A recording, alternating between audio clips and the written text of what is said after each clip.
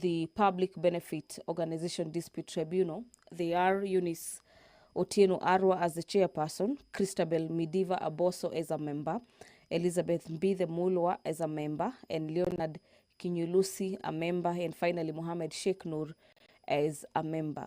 Let's now have a look at this person to Standing Orders of the House. Standing Orders number 44, subsection 2C, where members of Parliament are empowered by these standing orders of the National Assembly to seek and request for statements. The Honourable Member for Loima, Honourable Protas Akunja, will be requesting for a statement on the delay in the implementation of infrastructural projects earmarked for the financial year 2024-2025. And this request for the statement on the delayed implementation of infrastructural projects. To transact business. Clerk. Order number 1, administration of oath. Order number 2, communication from the chair. Order number 3, messages. Order number 4, petitions. Order number 5, papers. Majority Leader. Thank you very much, Honourable Speaker. Honourable Speaker, I beg to lay the following papers on the table of the House today, Thursday, June 19th, 2025. Number 1, the legal notice number 107 of 12 June 2025 relating to the graphic health warnings for tobacco products, explanatory memorandum, and other accompanying documents from the Minister of Health to be referred to the Committee on Delegated Legislation. The report of the Auditor General on Riamo Technical and Vocational College for the years ended 30th June 2022, 30th June 2023, and 30th June 2024, and the certificates therein. Report of the Auditor General on Borabu Technical Training Institute for the year ended 30th June 2022, and the certificate therein. Report of the Auditor General on Riatirimba Technical and Vocational College for the years ended 30th June 2022, and 30th June 2023, and 30th June 2024, and the certificates therein. Report of the Auditor General on Nairobi International Financial Center Authority for the years ended 30th June 2023 and 30th June 2024, and the certificates therein. Report of the Auditor General on the Kiambu National Polytechnic and Kiambu Institute of Science and Technology, KIST, for the years ended 30th June 2023 and 30th June 2024, and the certificates therein. Report of the Auditor General on hybrid generation of office grid power systems credit number CKE 106601L for the years ended 30th June 2019 and 30th June 2020, and the certificates therein. Kenya Power and Lighting Company, PLC.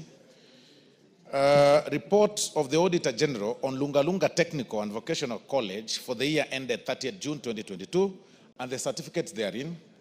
Report of the Auditor General on audit of Human Resource Information System, Kenya, and the certificates therein. Audited financial statements for the Kenya Civil Aviation Authority for the year ended 30th June 2024. Report of the Auditor General on Chepalungu Technical Training Institute for the year ended 30th June 2022, and the certificates therein. Reports of the Auditor General and financial statements for the year ended 30th June 2024, and the certificates therein in respect of A. Moani Boys Secondary School, Kasieku Boys High, Kadinotunga High Mosocho, Asumbi Girls High School, Moi Nyabohanze Girls High School, Nyabururu Girls National High School, Kisi High School, Kanga High School, St. Joseph's Nyabigena Boys High School, Voi Boys High School, Murray Girls High School, St. Mary's High School, Lushangony, Isiolo Boys School, Njonjo Girls High School, St. Stephen's Luanga Girls Secondary School, Moyale Boys Secondary School, Bishop Sulumeti Chelelemuk Girls High School, AIC Kiome Boys Secondary School, Kenyatta High School, St. Anne's Mudale Girls Secondary School, St. Bakita Bahati Girls Secondary School, Molo Academy Boys Secondary School, Elbagon Secondary School, Naivasha High School, Jomo Kenyatta Girls High School, Ribe Boys High School, Kombeni Girls Secondary School, Marifano Secondary School, Wenje Secondary School, and Hola Secondary School. Honorable Speaker, the reports of the Auditor General and financial statements for the year ended 30th June 2024 and the certificates therein in respect of the following technical and vocational colleges: Tetu, Kieni, Kipipiri, Kandara, Ndaragwa, Lamu East, and Nachu. Honorable Speaker, there is also the report of the Auditor General and financial statements for the year ended 30th June 2024 and the certificate therein in respect of the following technical training institute, and that is Mukuruini and Madenge. And finally, Honorable Speaker, the reports of the Auditor General and financial statements for the year ended 30th June 2023 and 30th June 2024 and the certificates therein in respect of the following technical and vocational colleges, Honorable Speaker, and that is Madera, Mwea, Kigumo, Weru, Garsen, and Kamkunji. I thank you, Honorable Speaker, and I beg to lay.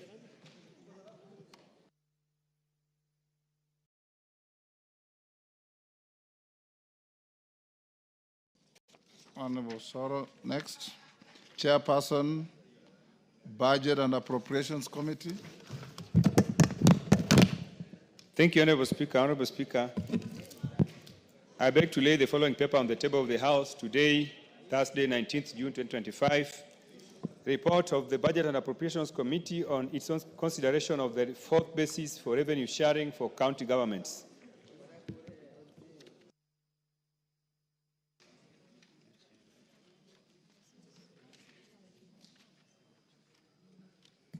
Order number 6, notices of motion.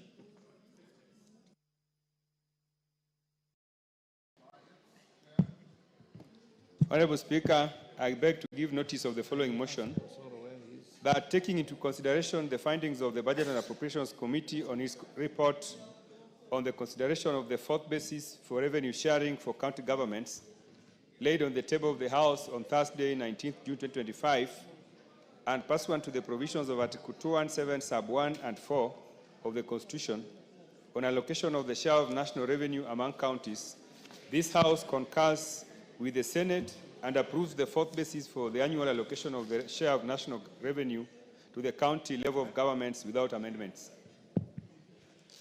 Thank you. Majority Whip, where is the Chair of Finance and the leader of the majority party? I wanted to dispose of the questions. Honorable Speaker, the Chair of Finance is on his way. We may skip a little bit, and the leader of majority will get here a little bit late today. Oh, but the deputy majority leader is around. Okay. Is there a member of the Finance Committee who can hold brief when we put the question at third reading?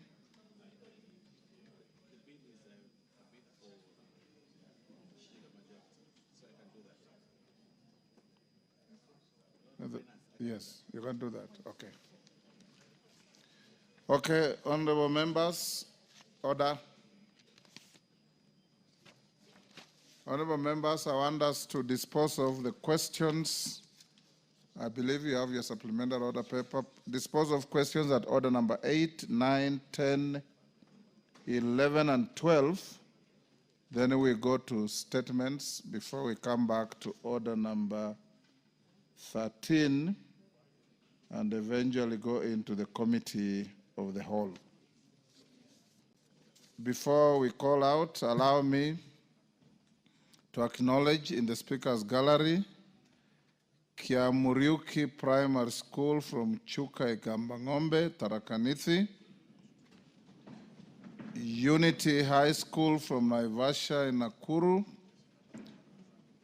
Kamba Secondary School from Ndaragwa, Nyandarua, and in the public gallery we have Korongoi Girls School from Bureti in Kericho County. On behalf of, yes, Honorable Member, you want to then do it for everybody? Yes. Thank you, Mr. Speaker. On behalf of this House, we want to welcome all the students from all the counties and the schools that are here today, especially Korongo Girls, the most progressive school and the most disciplined girls' school in my constituency. On behalf of Parliament and the rest of us here, we welcome you to this honorable house to be able to see the proceedings and the things that do happen in furthering the welfare and the education of our students in the country. We welcome to this hallowed place and enjoy your time while you're here. Thank you.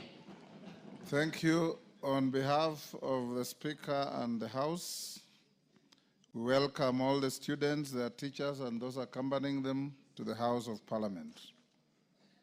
Owen, are you ready? Can we now go to order number 8? Order number 8, motion, report of the Committee of the Whole House on the Finance Bill, National Assembly Bill number 19 of 2025, question to be put in third reading. Honorable members, I'll now put the question at order number 8, which is that this House do agree with the report of the Committee of the Whole House on its consideration of the Finance Bill, National Assembly Bill number 19 of 2025. As members of that opinion say aye. Aye. Will those of the contrary opinion say nay? The ayes have it. Mover. Thank you very much, Honorable Speaker. Honorable Speaker, I beg to... Members at the bar, take the nearest seats. Okay. Go on. DK, where's your nearest seat?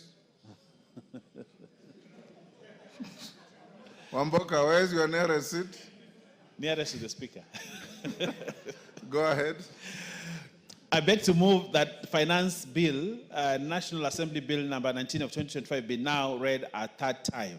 Honorable Speaker, I want to thank members who participated in the debate and eventual completion of this very important piece of legislation so that we are within the time frame, Honorable Speaker. And having said that, I would like to request Honorable Kwenya Thuku, who was one of the members that contributed very much in this bill, to actually second. No, he was there. Thank you, Speaker. I wish to take this opportunity to second the bill. Thank you. Thank you. Honorable members, I now propose the question, which is that the Finance Bill, National Assembly Bill number 19 of 2025 be now read a third time. I'll now put the question, and I'm satisfied we have quorum. And the question is that the Finance Bill, National Assembly Bill number 19 of 2025 be now read a third time. As members of that opinion say aye. Aye. Will those of the contrary opinion say nay? The ayes have it. A bill for an act of Parliament to amend the laws relating to various taxes and duties and for matters incidental thereto. Next order. Order number 9, motion, report of the Committee of the Whole House on the Kenya National Council for Population and Development Bill, National Assembly Bill number 72 of 2023, question to be put in third reading. Thank you. Order. Order, KJ and your colleague, take your seats. Honorable members, I now put the question at order number 9, which is that this House do agree with the report of the Committee of the Whole House on its consideration of the Kenya National Council of Population and Development Bill, National Assembly Bill number 72 of 2023. As members of that opinion say aye. Aye. Will those of the contrary opinion say nay? The ayes have it. Mover. Thank you, Honorable Speaker. Honorable Speaker, I beg to move that the Kenya National Council for Population and Development Bill, National Assembly Bill number 72 of 2023, be now read a third time. Honorable Speaker, again, I want to thank the members who participated yesterday. Yesterday, we had a full house here of, not full house in terms of numbers, but people who actually combed through the bill. And we had a robust debate, Honorable Speaker, and this is a good piece of legislation. Yes, we had the numbers. And I want to thank the members that stayed to debate and to actually go clause by clause. And I also want to thank the chair, Honorable Speaker, who was there. The two chairs, David Ocheng and Kaluma, the sacrifice. We went up to, I think, 9 o'clock, and we There is no sacrifice. They were working. They were working. Yes. They were working, and they did a good job. If you have something like tea, you can give the two gentlemen for a good job. But then I also want to call Irene Mayaka, who was here throughout. Yes, to second. You know, I always think you are a third-term member. So Irene Mayaka, please second this bill. Thank you. Yes, Irene, go ahead. Thank you, Honorable Speaker. I second. Take your seats. Honorable members, I now propose the question, which is that the National Council for Population and Development Bill, National Assembly Bill number 72 of 2023, be now read a third time. We put the question? And I confirm that we have quorum in the House. I now put the question, which is that the National Council for Population and Development Bill, National Assembly Bill number 72 of 2023, be now read a third time. As members of that opinion say aye. Aye. Will those of the contrary opinion say nay? The ayes have it. A bill for an act of parliament to provide for the establishment, roles and functions of the Kenya National Council for Population and Development, and for the establishment of the board of the council and for connected purposes. Next. Order number 10, the appropriation bill, National Assembly Bill number 23 of 2025, second reading, question to be put. Minority Whip, take your seat.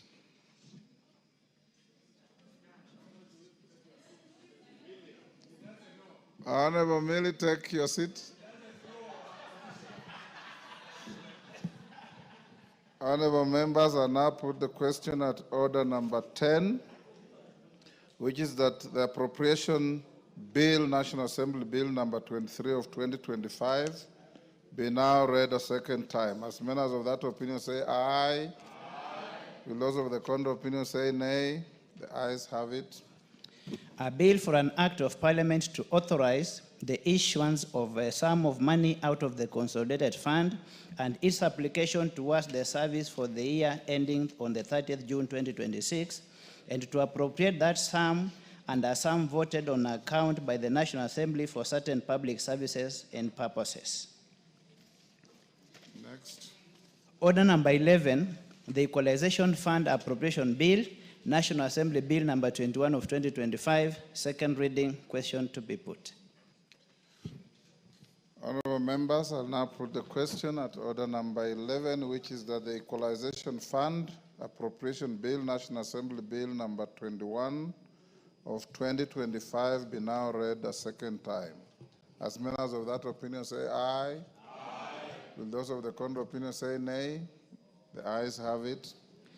A bill for an act of parliament to authorize the issue of a sum of money out of the Equalization Fund and its application towards the service of the year ending 30th June 2026, to appropriate that sum for certain public basic services and for connected purposes. Honorable members, you'll note, Majority Leader, that at order number 14, you will be going to a committee of the whole on order number 10 and order number 11. So be ready for that. Next. Order number 12, the Kenya Roads Amendment number 2 Bill, National Assembly Bill number 16 of 2025, second reading, question to be put. Order, Honorable Wanjala, take the nearest seat. Benja, take your seat. Honorable members, I now put the question at order number 12, which is that the Kenya Roads Amendment number 2 Bill, National Assembly Bill number 16 of 2025, be now read a second time. As members of that opinion say aye. Aye. Will those of the contrary opinion say nay? The ayes have it. A bill for an act of parliament to amend the Kenya Roads Act. Let's go back to order number 7. Order number 7, questions and statements. Harun Suleha.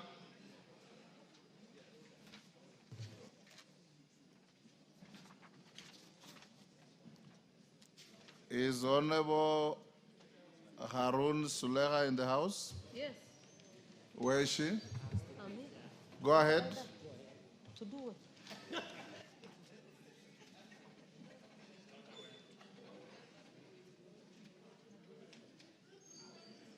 Harun, you have no statement to make. You are listed as having a statement to make on behalf of Gitonga Mukunji. You are not in the picture. Questions, statement stayed. Next is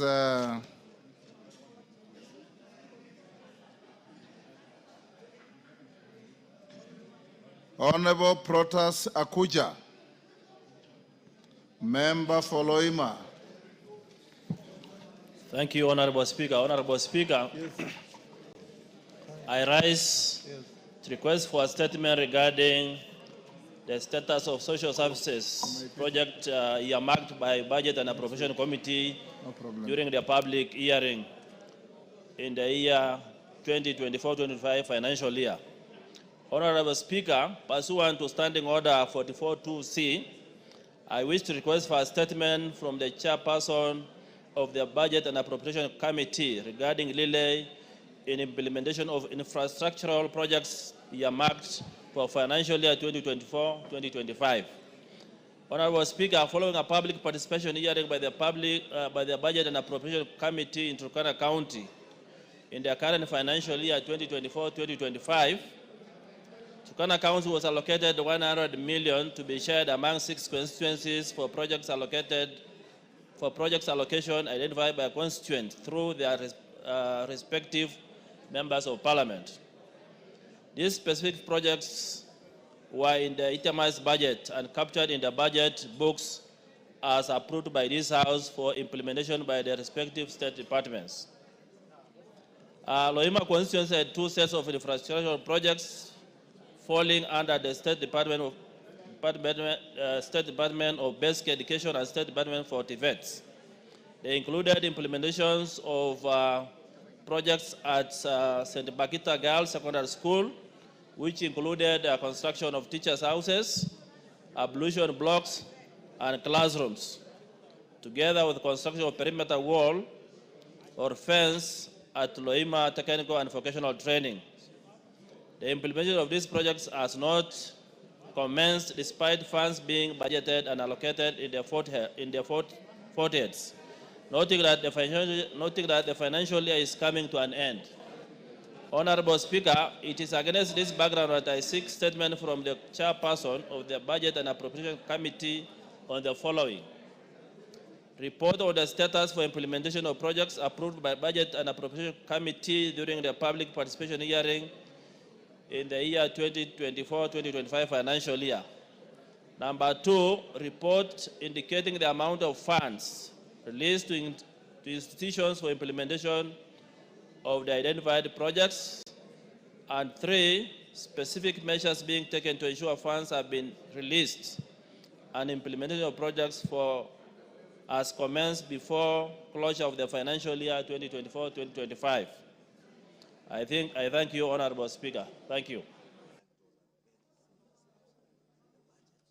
Yes, Budget Committee Chair, Atandi, when can you bring a response? Can we do it by Thursday next week? Yes, agreed. Thursday next week? Yeah, I'm in agreement. Thank you. Ariko Namoit, Turkana South. Honorable Ariko Namoit, go ahead, Ariko. Give Honorable Ariko. Which one? No, we'll come back to it. Yes, I called and she was not ready.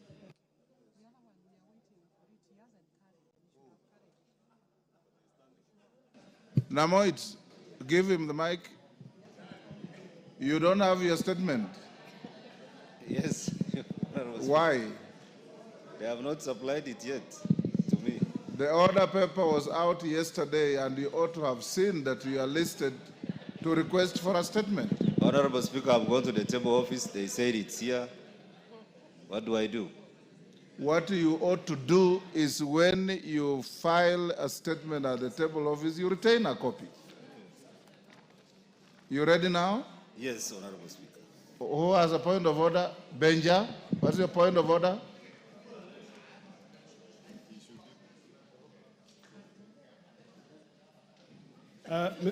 Mr. Speaker, Dr. Rico is my member in Finance Committee, and I know him very well. And the gentleman standing there is not Dr. Rico, Mr. Speaker. So I don't know how.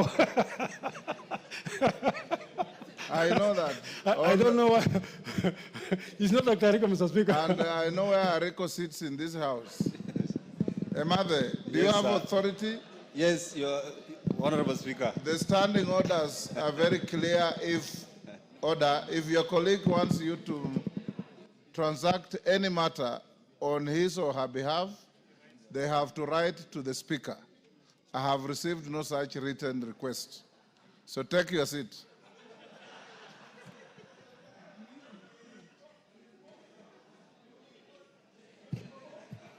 I have now been shown a written request which was not available to me. Go ahead. Thank you, Honorable Speaker. I thought I would go through that and then just be dismissed. Go ahead. Request for statement regarding delay in disbursement of funds from the Hunger Safety Net Program.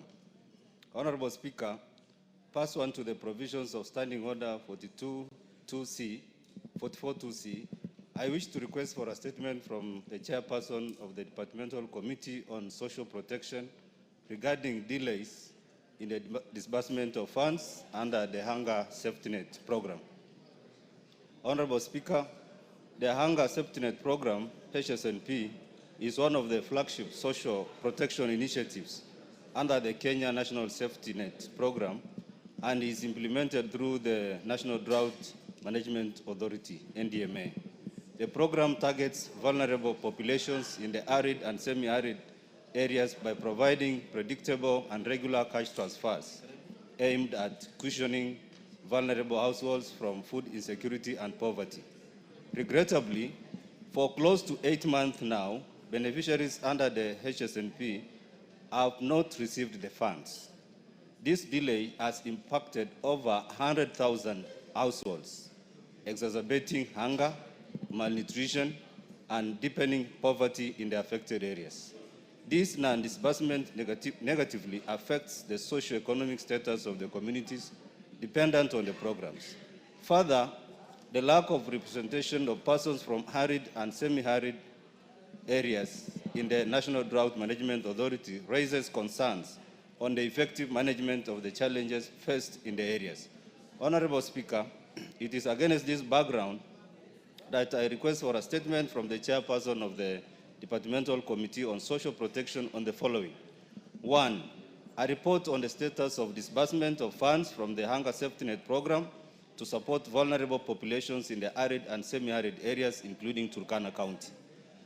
2, the reasons for the delay in the disbursement of cash transfer to the vulnerable groups, and a report on challenges facing HSNP related to financing, operations, and communication. And 3, a report on the human resource audit undertaken at the National Drought Management Authority addressing allegations of disparities in ethnic and regional representation of beneficiaries under the HSNP. I thank you, Honorable Speaker. Thank you, Honorable Emade. Alice Nganga, or who is in charge of social protection? Yes, Lochaka Pong. Thank you, Honorable Speaker. I think the request of that statement is misdirected because Hunger Safety Net sits in National Drought Management Authority, which is in Asals, that is being oversighted by the Regional Development Committee. So your committee? Yes. Alice Nganga, is that correct? Yeah, yes, Mr. Speaker. It is not under us administratively.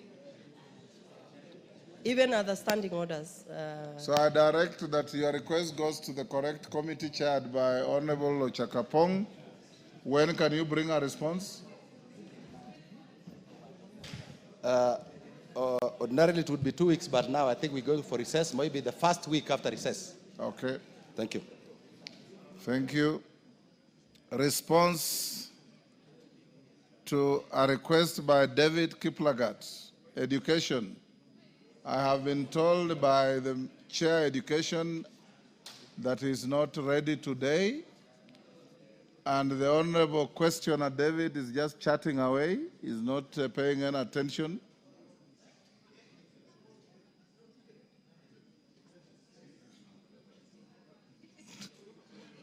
David. Yes. You are chatting away the afternoon when you are part of our business.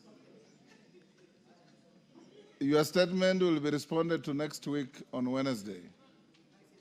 No, you can't. You are not even paying attention. Yes, pardon? Yes, Tongoyo? Thank you, Honorable Speaker. Honorable Speaker, you recall last week, I did promise the House that today, the Thursday, we were supposed to have the CS Interior appearing before the committee to respond to several statements numbering about 17 to 18 that has been were asked by members of this House. Honorable Speaker, unfortunately, the CS did write a letter to us last evening indicating that there is ongoing cabinet retreat, thus making him unavailable for today's meeting. Honorable Speaker, and considering that we are going for recess, hopefully next week, I need your guidance on what I should do with the statement from the members. It's a big backlog, Honorable Speaker. Thank you, Honorable Tongoyo. Indeed, we did agree that the minister will be appearing before your committee. I'm also aware that there is a cabinet retreat. In fact, I had delegated the majority leader to go and address the cabinet retreat, which he has done and just come back. So ensure, majority leader, that the Minister for Internal Security is here on Wednesday to respond to those homicide cases and the requests for explanation. And on the backlog of statements, we are going on recess, but committees will be going on. So pick any date in the course of the recess, notify your colleagues who have statements to come and appear to prosecute them before you. Yes, Wangari? Thank you, Mr. Speaker, and thank you for indulging me. Mr. Speaker, I had requested a statement on betting, specifically on the game of Aviator, which was before the last recess. You directed that it be responded after recess. Mr. Speaker, I'm worried we are going to another recess, and there is still no communication on that statement. Finance Committee. Is the Chair of Finance here? What you do, Wangari, fish out the copy of the statement and drop at my office. I'll give direction. Honorable members, allow me to acknowledge the following schools in the Speaker's Gallery. Muren Girls from Mwatate in Taita Taveta. Students, when your school is called, you stand up to be acknowledged. Alliance Boys High School from Kikuyu, Kiambu.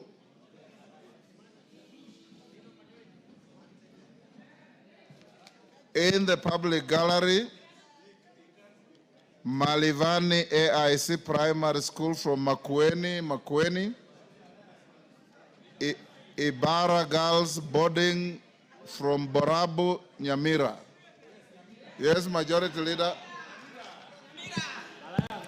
Allow me, Honorable Speaker, on behalf of the House, to welcome the schools present, the school from Nyamira, And of course, the Alliance High School.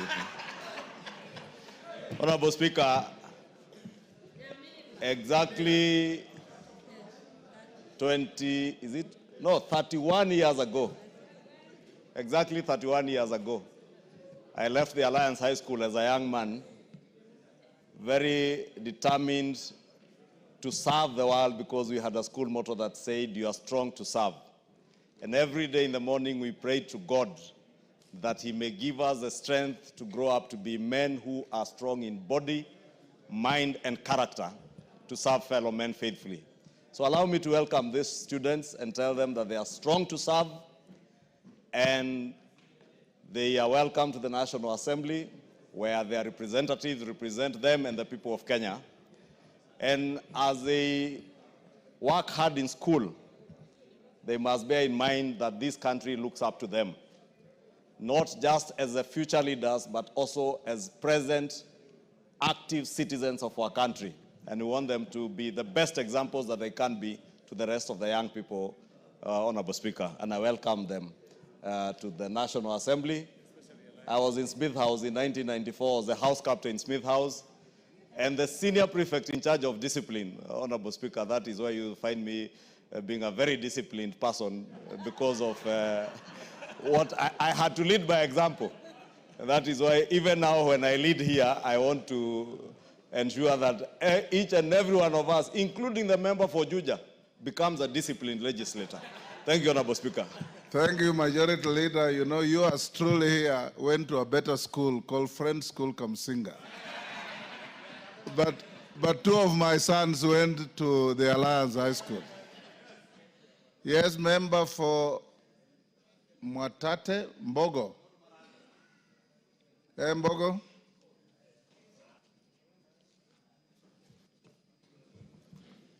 Thank you, Mr. Speaker.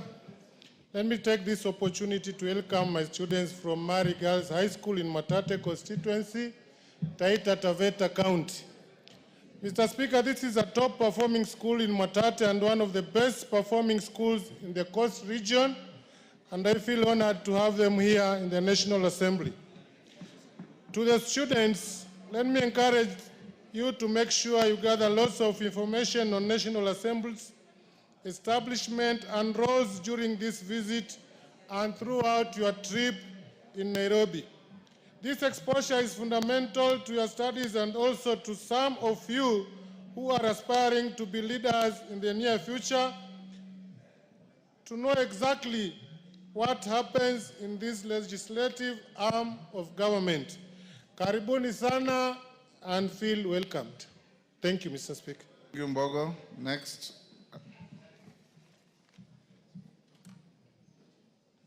Clerk, next.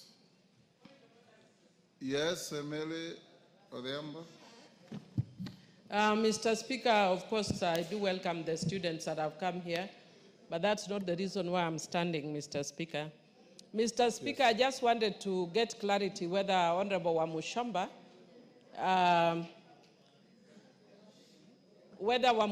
is properly dressed. Order. Because she's adorning party colors. She's wearing yellow, her dress is yellow, her shoes are yellow, Order. Everything about her is yellow. Is it appropriate to wear party colors in the house? Because she's adorning UDA colors, Mr. Speaker. And it's against the standing orders of the House. I'm focusing on Wamushomba. Order, Wamushomba. Nobody has invited you to say anything. Order, honorable members. Order.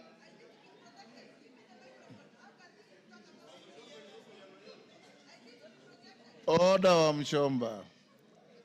Honorable Millie, in the order. In my communication about dress code, the Speaker never prohibited any colors. What we will discourage are party symbols in the House. The Speaker is colorblind in terms of the color of the clothing you wear. So Honorable Wamushomba is properly dressed. Yes, KJ.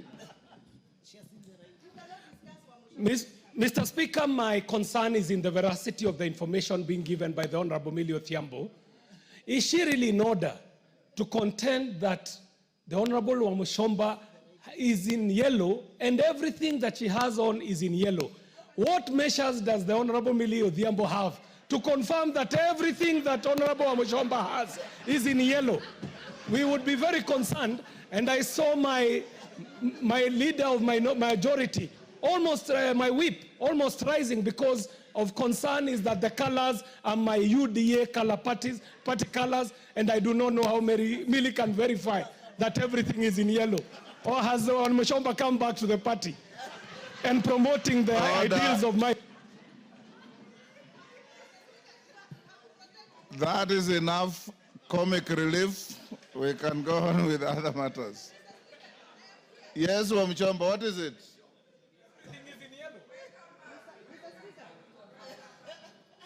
Mr. Speaker, it's unfortunate that my colleague and my senior Honorable Millie Odhiambo can only see Gathoni Wamuchomba in the whole house. Yet behind here there is yellow colors. Even our seats have yellow.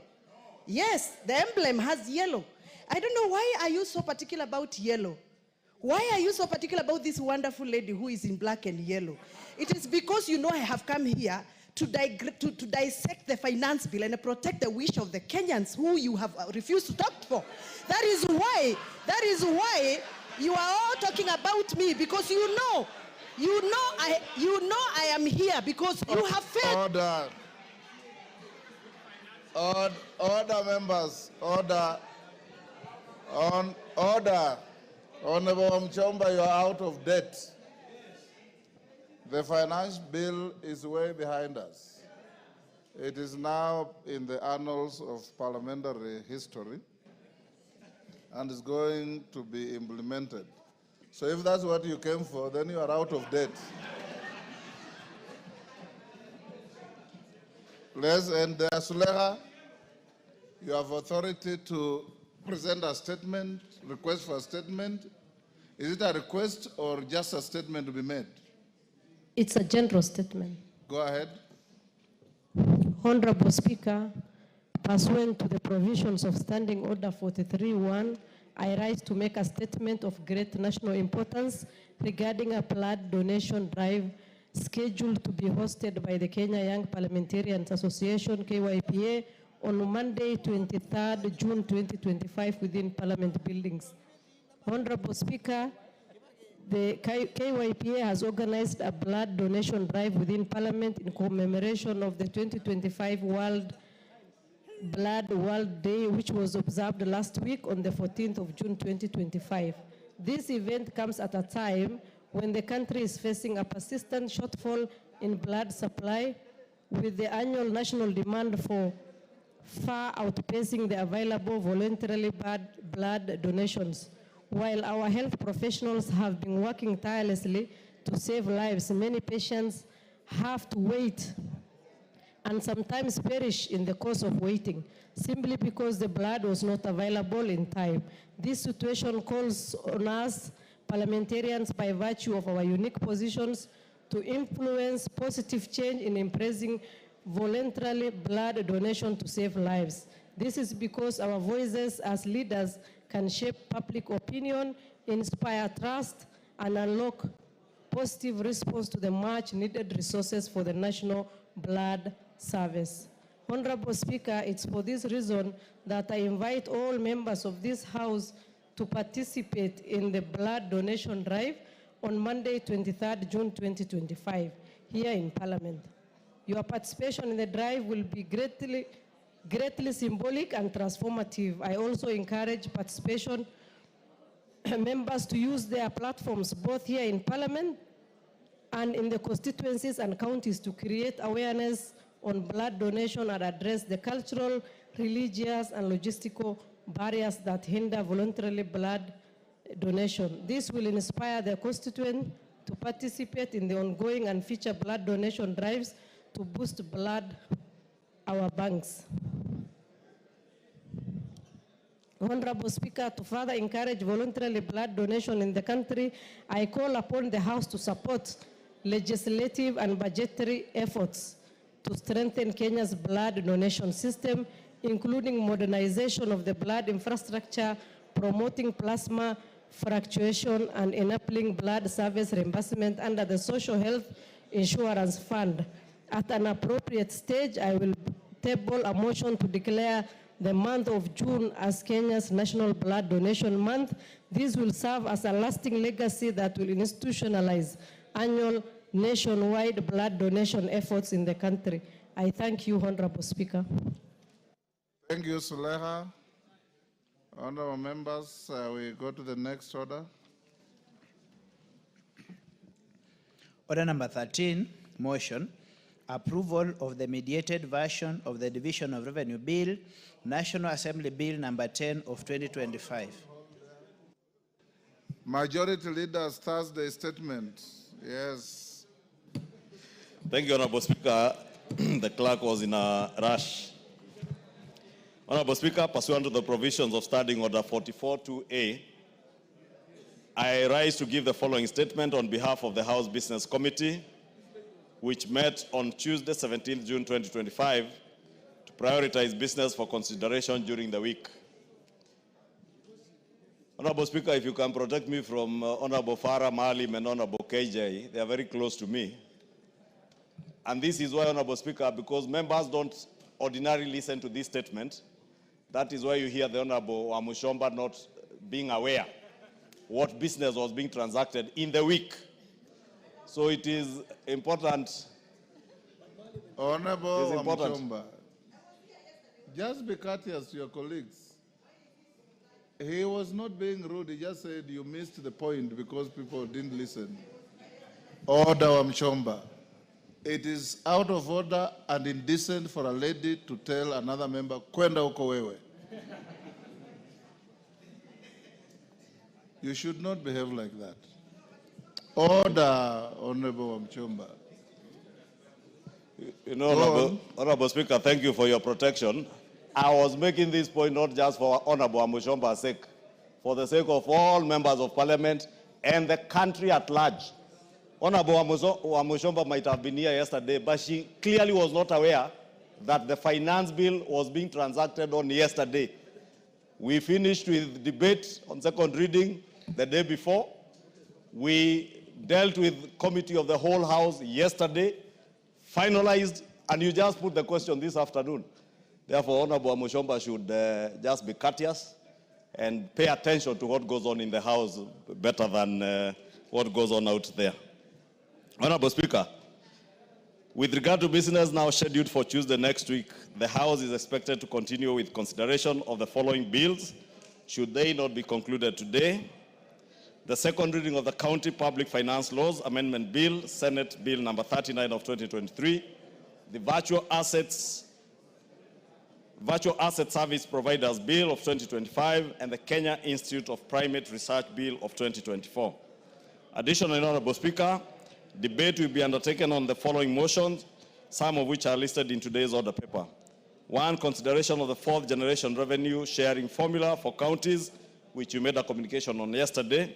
2 is consideration of Senate amendments to the National Disaster Risk Management Bill, National Assembly Bill number 24 of 2023, and resultant committee of the whole House.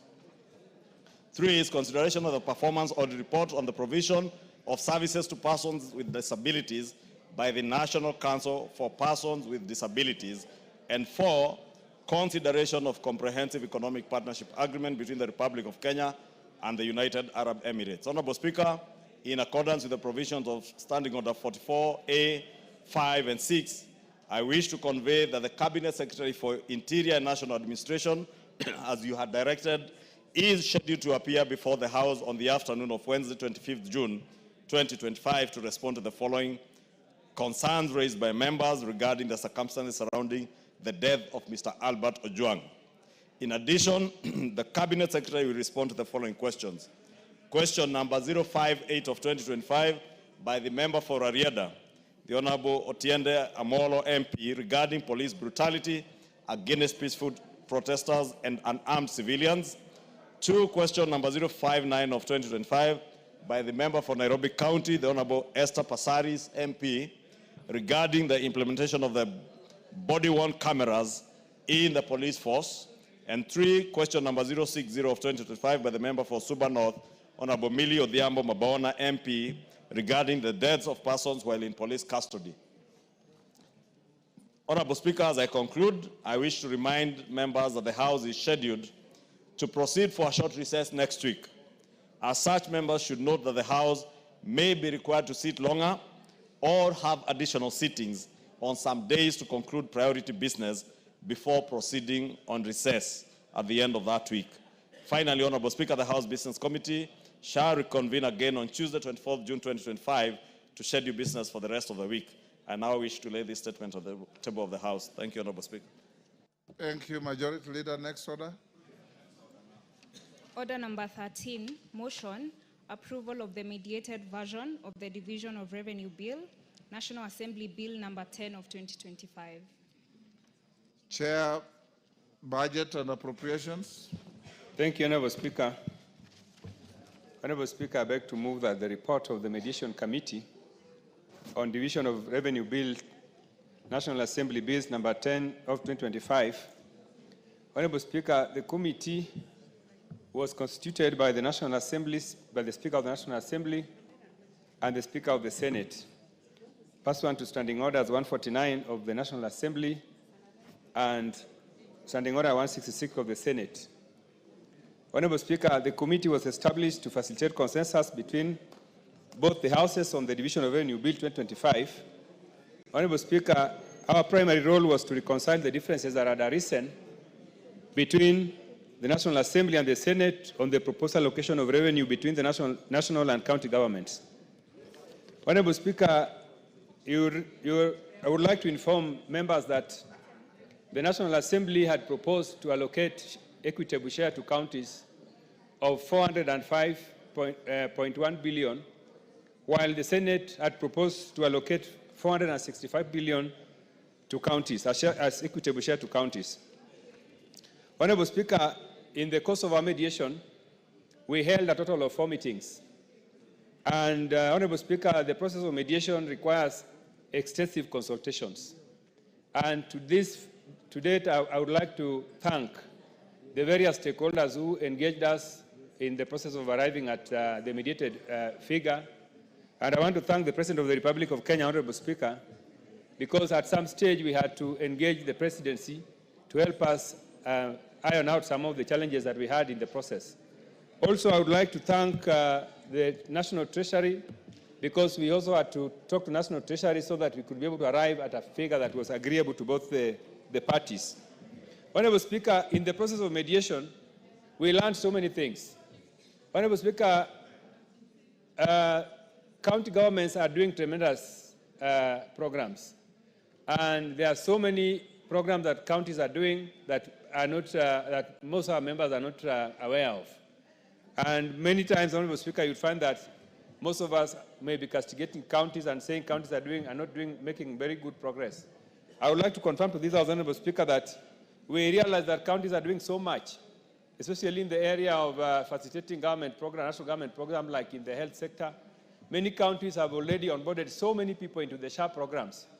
And they are working very hard to ensure that some of these programs are successful. Honorable Speaker, also there are programs that the national government and county governments are engaged in partnership, some of which involve construction of CAIPs, County Aggregation and Industrial Parks. Most counties, Honorable Speaker, have been able to finish some of those programs. Honorable Speaker, there are also programs involving agriculture that counties are engaging in. Many counties are also succeeding in doing a lot of infrastructure like tarmacking of roads. So, Honorable Speaker, the amount of money we allocate to counties is not in vain, Honorable Speaker. And I want to confirm that both the President and this House are committed to devolution. And to see that the national government is committed to devolution is to see that, Honorable Speaker, we were able to arrive at a figure which is historical, Honorable Speaker. This is a historical figure, Honorable Speaker, because we were able to move through the mediation process from a figure of 405 billion to a figure of 415 billion, Honorable Speaker. That is an increase of about 10 billion that we were able to realize. Honorable Speaker, this shows that this House and the national government are both committed to devolution. I want to confirm to members of the Orange Democratic Movement Party that this figure that has been agreed upon between the National Assembly and the Senate is very, very progressive. And I would like to ask them to accept this figure because this is a step in the right direction to ensuring that ultimately devolution succeeds. Honorable Speaker, I would like to say that when we were in the process of mediation, there are some issues that came up. One of the issues that came up, Honorable Speaker, is that there are what we call non-discretionary expenditures. These are expenditures that are due to counties not because of their own liking, but because of some of the programs they are doing in consultation with the national government. Mr. Speaker, these expenditures, non-discretionary expenditures, they total to about 34 billion shillings. And Honorable Speaker, counties have been grappling with how to realize resources to fund these programs. That is the reason, Honorable Speaker, that we decided in our mediation process that we need to enhance the share of allocation to counties by about 27 billion, Honorable Speaker, because this financial year, you remember that the share of allocation to counties is 387 billion. But we were able to add a total of about 27 billion to help these counties be able to fund what we call non-discretionary expenditures. Honorable Speaker, some of these expenditures include housing levy deductions. Honorable Speaker, when the housing levy was introduced, it was not anticipated that counties would be able to incur additional expenditures courtesy of this law. Honorable Speaker, these deductions annually is about 4.1 billion.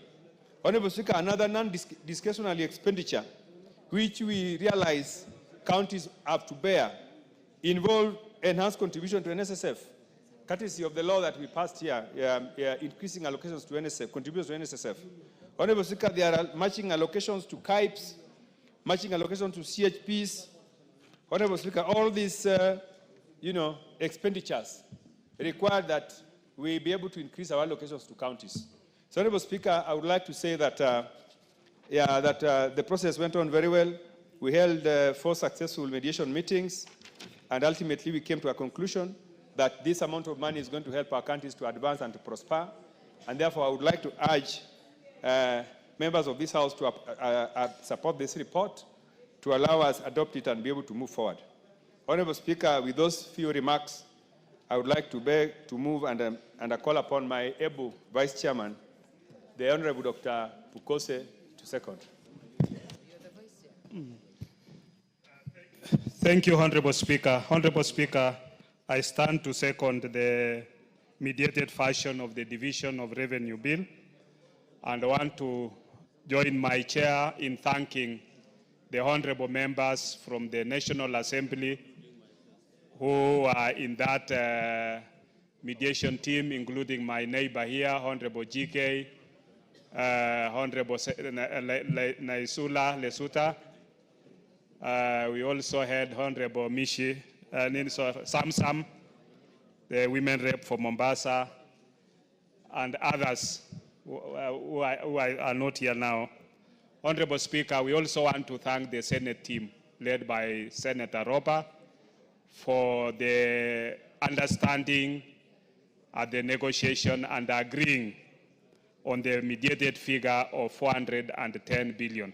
Honorable Speaker, this is money that is going to the 47 counties.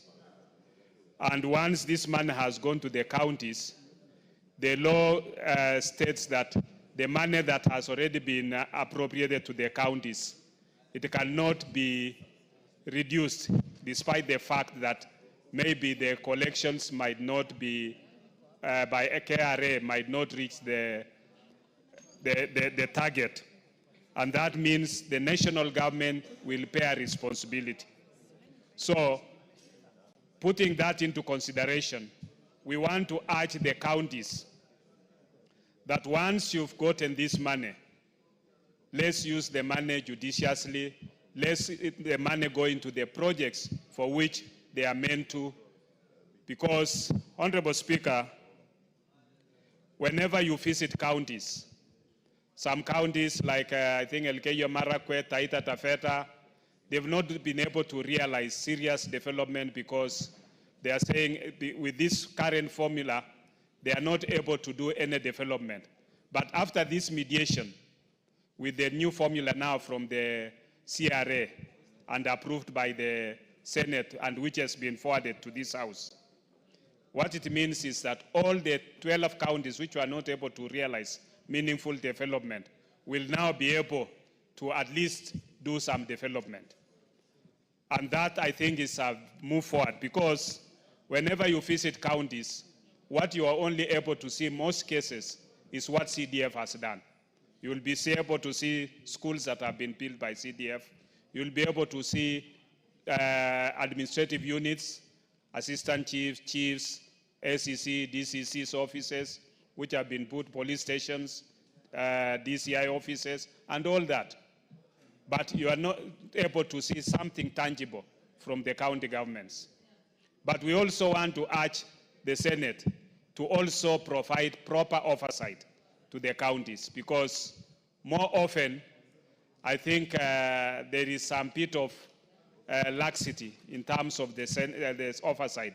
But yesterday, when I saw the proceedings in the Senate by Senator Sifuna on oversight to my county of Trans-Nzoia, I think it made me happy, because the Senator Kachwang, not the TJ, the other Kachwang, who is the chair of the PAC in the Senate, I think he put my governor into his toes. And I hope that my governor, Natembea, will be able to appropriately respond to those questions. And if he can't, then the Wananchi will be there to deal with him, including myself. So this money that is going to counties must be used for the county functions.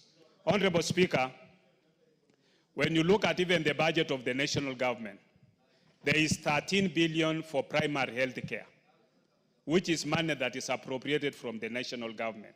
But surprisingly, you go to the counties, many of the other health facilities, level 2, level 3, level 4, are not providing the necessary services. We've also recapitalized KEMSA to a tune of 1.5 billion, which means KEMSA should be able to now supply enough medicines to all our health facilities.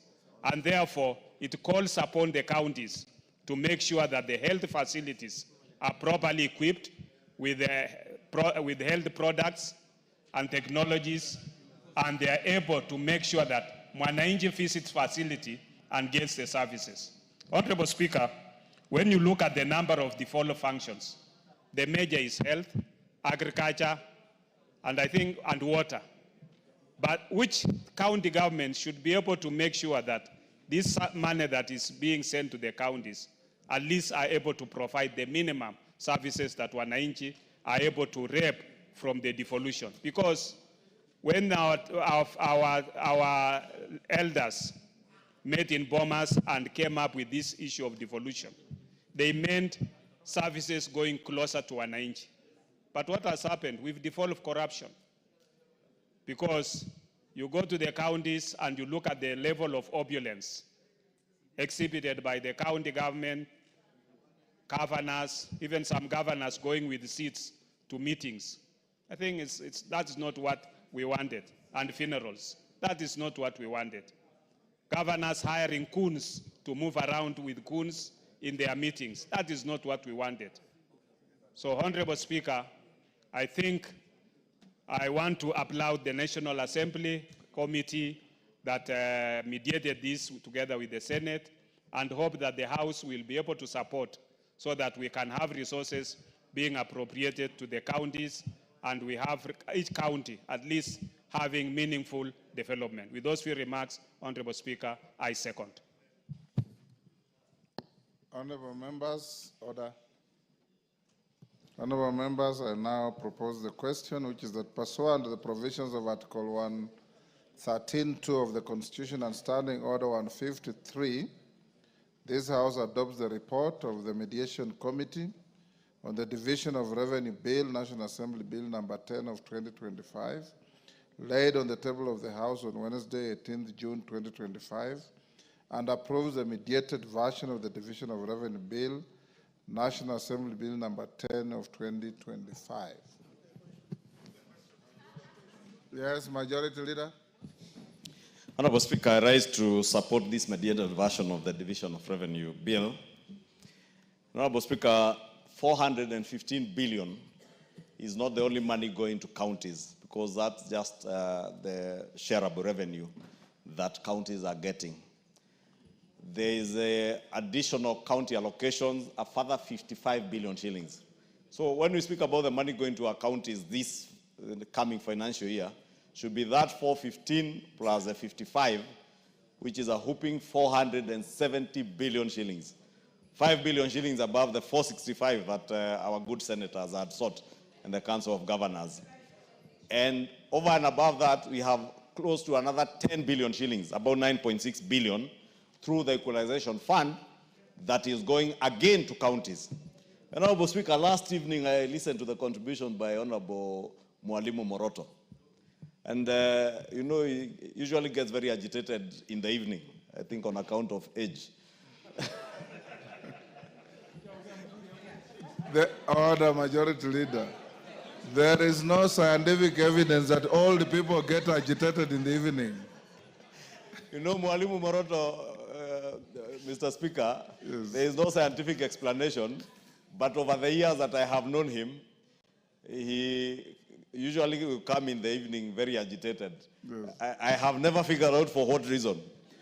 But his agitation notwithstanding, Honorable Speaker, he was very passionate about Equalization Fund money and pleading that this money should have been implemented through constituencies, whether through a model like NGCDF or whichever other model, because most of that money, and I could identify with what Honorable Moroto was saying, because I have been to his county, and they are lagging behind like many other counties. And this fund was meant to uplift those counties that were lagging behind others.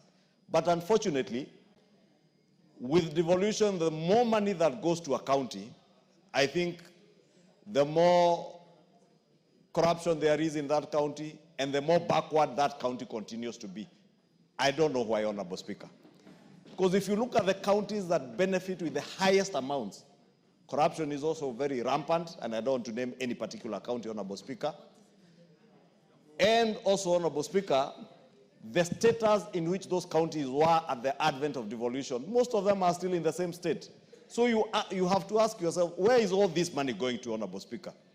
When I listened to the Vice Chair of the Budget and Appropriations Committee speak and allude to some counties, like his county in Trans Nzoia, I couldn't help but imagine these are the same governors who, when they are accused of corruption and EACC summons them to appear before them or they are arrested, they mobilize goons to even ban EACC and police cars on account of being asked to be accountable of the money. I'm saying this, Honorable Speaker, because these accounting officers in county governments, our governors, must be accountable of this money that is being appropriated to counties, Honorable Speaker.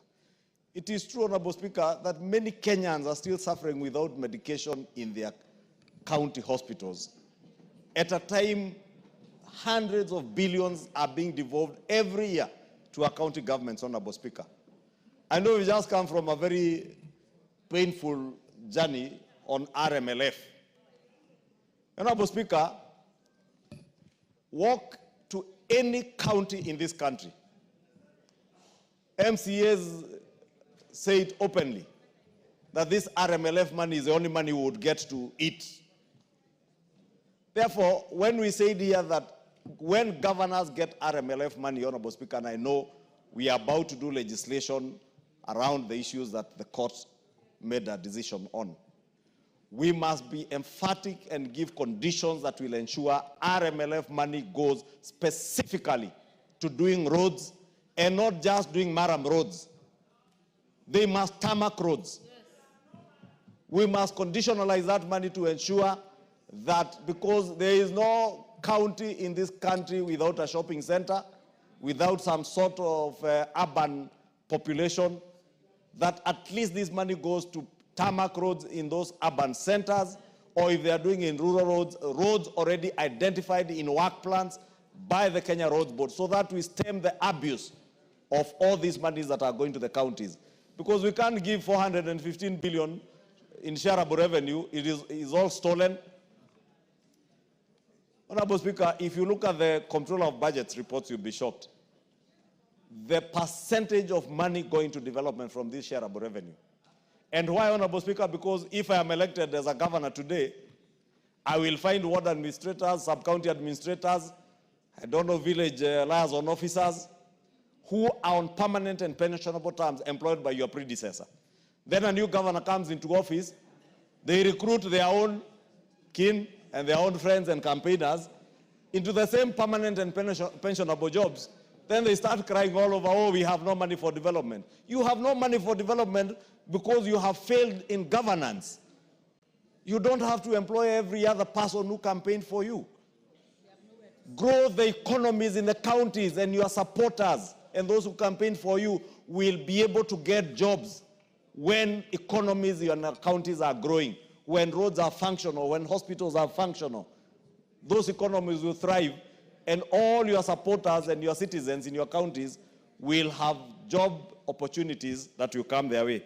Therefore, with those many remarks, Honorable Speaker, allow me to support with that caution, Honorable Speaker, that when we come to do the law, and I hope the chair of the Roads Committee is listening if he's still here, the Honorable GK is here, that we must conditionalize that money for RMLF.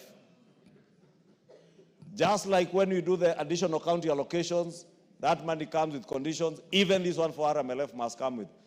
And the cardinal condition on shareable revenue must be accountability and transparency in how this money is utilized at the county level. Thank you, Honorable Speaker. I beg to support. Yes, Farah, I'll give you just the question. Speaker, while I also want to put my voice in supporting this mediated version of the Revenue Division of Revenue Bill, National Assembly Bill number 10 of 2025, I also want to add my voice into the rampant corruption that is so prevalent in our country right now. You wonder what is happening to the law and order in the country here. We have equalization fund, which was supposed to be used to help the counties that were left behind from the colonial days, who are marginalized systematically. That equalization fund right now, the county governments want to lay their hands on that. And before we could even go far, in one constituency, the governor has the audacity to call the councillor, the MCS, and tell them, you people have been disturbing me, you want to put a motion of impeachment on me, you can take that one for your ward. 23 million, 20 million, 15, literally parceling it out and telling them that is where you're going to make money. The idea is that these MCAs would go there. I don't know if they're going to accept it. A few of them have called me and they were disgusted by it, and just create some things like a small pans out there out of nowhere without proper bill of quantities there, and they take the money. Whereas I had indicated myself before that we need that money to put in an infrastructure, help the entire rural area of my constituency get the national grid. And by the way, REREC has got the materials. All they need to do is for the labor itself. That place would have lit up the entire constituency. But when you put that in the hands of governors, then what happens? Only labor and transport is what was supposed, that money, 200 million can lit up my entire constituency, help with labor and transport, and that's it. Because the materials are there with REREC. But when you allow the county, I don't know why even the executive is scared of the county governments. Why are they allowed to do the kind of corruption they're doing, which is rampant, which is unbridled? Unbridled, literally. It's a runaway, amok, berserk. I think that's where, somebody told me the other day, old age and death comes through the legs. When you get older, you begin losing the strength of your own feet themselves, and then basically the muscles don't work. Why is this country's atrophy starting from the county governments and from governors that are crooked, that have treated the entire resources as personal property? And we have an executive here. And this message goes straight to the executive and all the agencies that are supposed to work with that, who are supposed to make sure that they do the needful in the maintenance of law and order and protect the national resources for the benefits of Kenyans. For the benefits of Kenyans.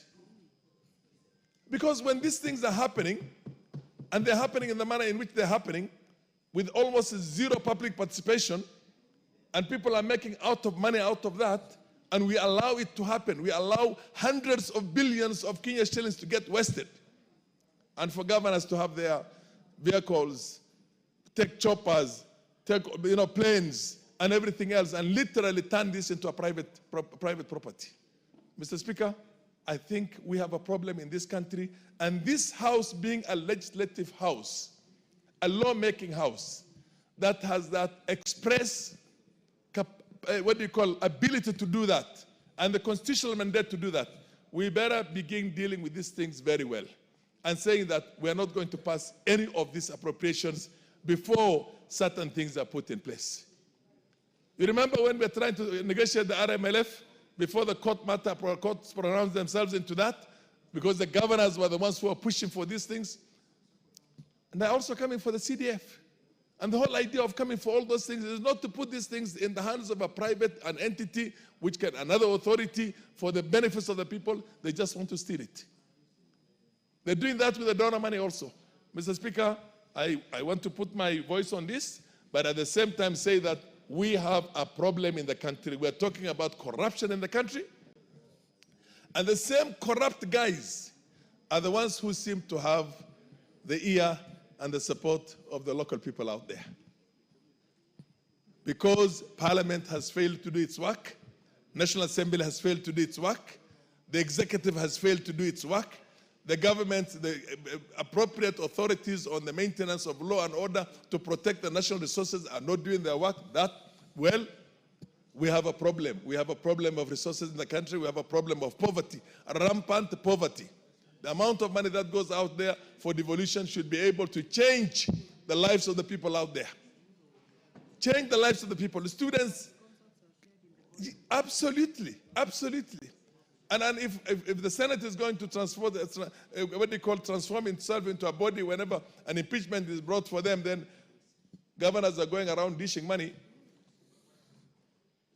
And governors go out there and try and influence the MCAs in their own counties by sending in elders and everybody there and saying our government is now coming down.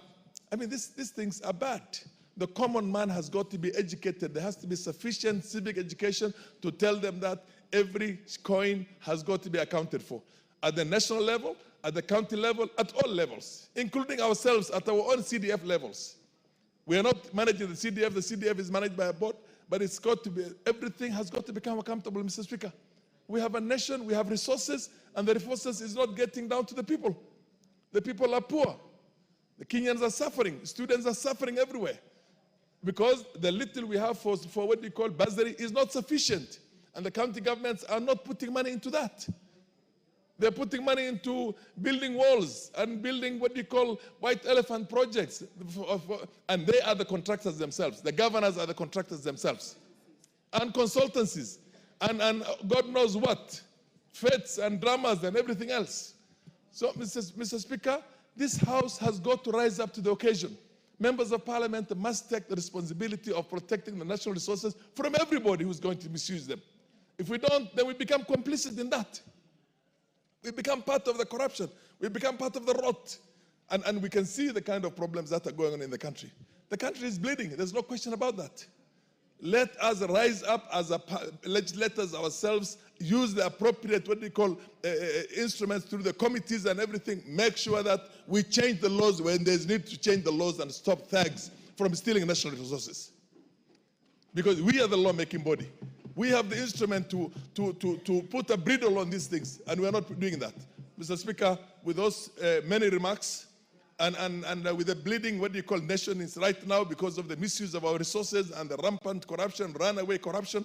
And I rest my case, but I'm pleading with my colleagues here. Let us rise up to the occasion to protect Kenyans and protect the minimum resources that we have so that they're put to a good use. There's no medicine in the hospitals. There's nothing. Thank you, Mr. Speaker. Honorable members, before I give the next member, allow me to acknowledge Kitengela East Adventist School, Kajiado East, Kajiado, Nunguni Junior School from Kaiti in Makueni, Moi Girls High School, Ainapkoi Uasin Gishu, Don Bosco Manyata from Embu, and Molo Academy from Molo, Nakuru County. On my behalf and on behalf of the House, we welcome the students, their teachers, and those accompanying them to the House of Parliament. Now, Benja, you wanted to welcome school. I'll give you half a minute because you are interrupting ongoing debate. Okay, thank you, Mr. Speaker. Let me first and foremost welcome all the students from 4-year schools in the Republic, Mr. Speaker. Let me tell them welcome to Parliament. I wish them a very nice tour in Parliament and everywhere else they are going, Mr. Speaker. Mr. Speaker, I welcome in particular Moi Girls Eldred, because, Mr. Speaker, amongst them, Mr. Speaker, is my daughter. And I'm told the Deputy Speaker also was a student there. So let me welcome all of them to Parliament. I wish them a nice tour. And I want to inform them, Mr. Speaker, that Parliament is created under Article 94 and given functions under Article 95. I wish them that they become great women and great men in future, Mr. Speaker. Some of them will be speaker, one of them will be a speaker like you. Some of them will be members of Parliament, Mr. Speaker, and other great people in the Republic, Mr. Speaker. So welcome. Thank you. Honorable members, this motion is a product of a bill you debated extensively and rejected the amendments to the bill by the Senate. And we took it to mediation. Looking at the Hansard, we're just saying what we said when we were rejecting the bill. Isn't that so? So let's have a consensus that I give 3-3, and then we put the question. Because you are just saying what you already said. It's on record. Yes, Wangare? I give 3-3. Thank you, Mr. Speaker. And I think if we just keep it short, we can be able to manage very fast. And first of all is to thank the Mediation Committee for the work well done. But more importantly, Mr. Speaker, is to note, just as has been said, that CDF only gets about 50 billion versus 415 billion, which is not visible. But more importantly, Mr. Speaker, what the county government should do are 3 simple things. Ensure that the dispensaries and the health centers have a doctor or a clinical officer and have medicine, Mr. Speaker. Because even as we legislate for SHA to work, it will not work if the primary health care facilities are not working. The other issue, Mr. Speaker, even in schools, they only deal with village polytechnics and ECDs. The others is done by NTCDF. So, Mr. Speaker, some of these small things that should be seen are not being seen. But more importantly, Mr. Speaker, something I have observed with the county government, there is a lot of donor money going to the counties and through the counties. World Bank money. If you look at the housing programs, Mr. Speaker, the county governments are taking the lead as the ones doing it. Yes, the money is appropriated in this house. If you look at the markets, like the markets in my constituency, I have 4 markets. All of them are being done by the national government, but the county government will own them as their own. So they are using these projects to shine or try to show they are working, yet the appropriated money from this division of revenue is not being seen, Mr. Speaker. The other problem we have in this whole arrangement of county governments, Mr. Speaker, is the issue of the Senate. 2 things. There is an obsession of the senators wanting to just become governors. So they have actually punctured their oversight in terms of focus, Mr. Speaker. Secondly, this obsession of calling ministers and CSAs to the Senate, Mr. Speaker, we must be able to deal with it once and for all, because they have then lost the ability and the mandate to call to oversight governors. Because if you look at the CS, the former member here, Mbadi, has gone to the Senate 5 times to do what, Mr. Speaker? Appropriation and money matters are in this house. So, Mr. Speaker, this problem we must deal through our standing orders. Let us be clear that the ministers and the CSs appear before the National Assembly, because even when there is a discipline issue, it is this National Assembly which can deal with it. Even a censure motion, Mr. Speaker, the Senate cannot do it. But then, Mr. Speaker, they have lost all the time to call the governors to order because they are too busy looking at the CSs and what they can do with the CSs. So, Mr. Speaker, those two issues have to be dealt within this House. Otherwise, we will keep going round, and the issue of oversight from the Senate will still be lost. As I support, I would like to put that on record, Mr. Speaker. Thank you. Elachi. Thank you, Mr. Speaker. Mr. Speaker, I also rise to really thank the mediation team and to appreciate that indeed, as everyone has said, that this House must get back its power. That one thing even the Supreme Court has clearly stipulated, that this is the House that deals with the monies of this country and are able to ensure you allocate money that will go to be used in the right way.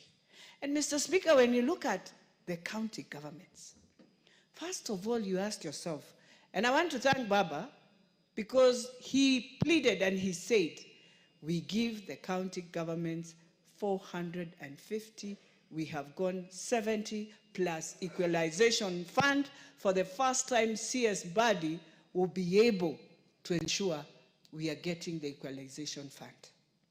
But then now the question comes to, how are we going to use these resources? Yet you find a governor, Mr. Speaker, who has decided you can have as many advisors as you would wish, that this money now will become foreign money trips, which is very unfortunate. That is why we are finding ourselves with challenges, that we are finding the growth of the country is below level. Why? The money we have sent to build growth, to build the markets that are coming in, to build the micro entrepreneurs, the small, medium, is gone, and the governor will decide, Mr. Speaker, what he wants to pay, what he doesn't want to pay. Today, look at our Kenyans who are suffering with diabetes. That today in this country, insulin injection is 750 per day for a patient who is diabetic. And I want to call to the governors. We need to reduce the price. Our people are dying. Health is in your hands. Stop looking for bursary. Look to manage the people, help the people, so that we have lives in our country. How I wish they can concentrate on health 100%. And we concentrate on education 100%. We will have changed our country to a better country. Lastly, Mr. Speaker, the Senate.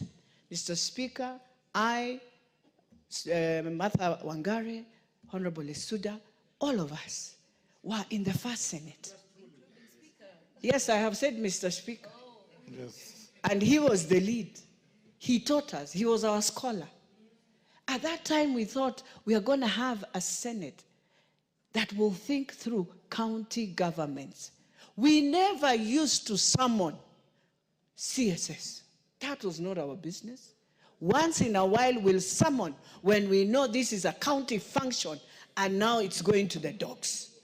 But today, the Senate we have is a National Assembly bill. In fact, for 5 years, we invited ministers not more than 5 times. Yes. And we were there and we did the best to bring the foundation. But this Senate has decided they know how to speak good English than any other person. But they forgot when they went to represent us for county governments, it was meant for Mwanainchi who doesn't want to understand English but understand service. But if you tell the Senate to go back home and speak something different and ask him what is happening just on his doorstep, whether that family has gotten a patient who is sick, he has no idea. He has in his own county, he has not done even monitoring and evaluation to understand how many people are sick of the chronic diseases we have. Yet that is the key function that went devolved 98%. So as I finalize, Mr. Speaker, this thing of roads, as in Nairobi, first of all, you cannot bring as Maram. So while you bring this, you should know, as we tarmac, and all counties must start tarmacking, monies that come from national government must be used to tarmac roads, not to make some, I don't know what road, no. We must be serious about this, and we must stop this misuse. And I am pleading with counties, awaken yourselves. 15 years, you are supposed now to be showing us which counties are stronger than others and which are able to now sustain themselves without the national government. I beg to support, and thank you, Mr. Speaker. GK. Thank you, Honorable Speaker, for giving me this opportunity to support the mediated bill. Honorable Speaker, I was one of the mediators, and we indeed supported the 415 billion because we firmly believe in decentralization, in the principle of decentralization of resources. Honorable Speaker, the county governments that we have today, it is my opinion that we need to look into this